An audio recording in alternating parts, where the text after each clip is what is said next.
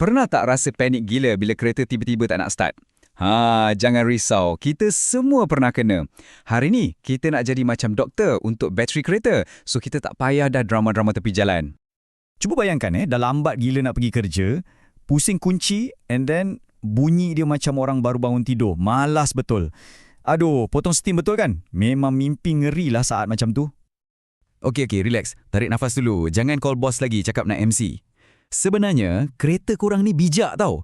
Dia dah lama bagi hint. Dia dah cuba bercakap dengan kita. Cuma kita je kena belajar faham bahasa isyarat dia tu.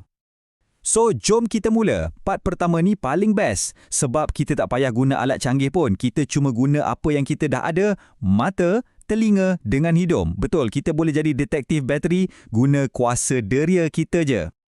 Okey, tanda pertama. Kalau pusing kunci je, dengar bunyi ketak-ketak-ketak-ketak. Tu bukan kereta tengah type message Tu bunyi starter motor yang tengah meraung. Tolong, aku tak cukup power. Dia macam dah angkat bendera putih. Ini tanda paling klasik, bateri dah nak kong. Next, cuba tengok lampu depan atau lampu kat dashboard tu sebelum start enjin lah. Kalau nampak macam malap semacam je, macam orang tak cukup tidur, itu tandanya bateri dah tak larat nak bagi power yang cukup. Tenaga dia dah lemah. Lagi satu, bunyi enjin masa nak start tu. Kalau bunyi dia macam ni, ngung-ngung, ngung-ngung, slow je kan, berat semacam. Sepatutnya 3 saat dah hidup. Ni sampai 5-7 saat pun tak hidup-hidup. Itu maknanya bateri tengah guna saki-baki tenaga terakhir dia tu. Yang ni kena rajin sikit. Buka bonet kereta tu, tengok bateri tu sendiri. Kalau badan dia nampak kembung, macam belon, itu bahaya tu. Maksudnya dia terlampau panas. Lagi parah kalau terbau macam telur busuk atau bau asid. Itu confirm bateri dah bocor. Yang ni jangan main-main, kena tukar terus. Ini soal keselamatan. Okey, tadi kita dah guna deria kan? Sekarang, jom kita jadi saintis sekejap.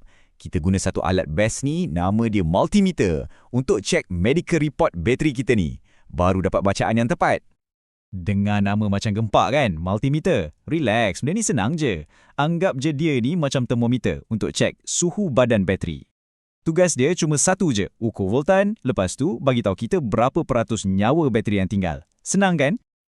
Cara nak guna pun kacang je. First, matikan enjin, bagi dia rehat dalam setengah jam. Lepas tu, kad multimeter tu pusing tombol dia pergi ke 20 VDC. Lepas tu, ambil klip merah, kepit kad kepala positif. Ambil klip hitam, kepit kad kepala negatif. Siap, terus nampak nombor kat skrin dia. Nah, sekarang apa maksud nombor-nombor tu? Jom tengok carta ni. Kalau dapat 12.6 volt ke atas, cun, bateri sihat walafiat. Kalau 12.4, kira okey lagi 75%. Tapi, kalau dah start jatuh bawah dari tu, masa tu dah kena start risau sikit. Dan ini dia, nombor keramat yang korang kena ingat. 12.2 volt. Nampak macam turun sikit je dari 12.6 kan? Tapi hakikatnya, masa ni, bateri korang tinggal 50% je cas dia. Separuh dah hilang. Ini red flag ni. Kalau biar lama-lama, nanti jadi sulfation. Macam kerak degil kat dalam bateri tu yang buat dia tak boleh simpan cas. Dah jadi macam tu, memang say goodbye je lah. Tunggu kejap.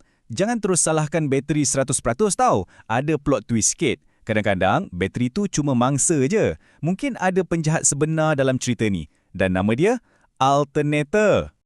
Jadi, macam mana nak tahu ni masalah bateri ke alternator? Senang je. Kalau masalah bateri, selalunya problem dia masa nak start enjin. Tapi kalau alternator, problem dia datang masa enjin dah hidup. Contohnya, tengah short drive, tiba-tiba lampu ikon bateri tu menyala. Atau lampu depan jadi malap.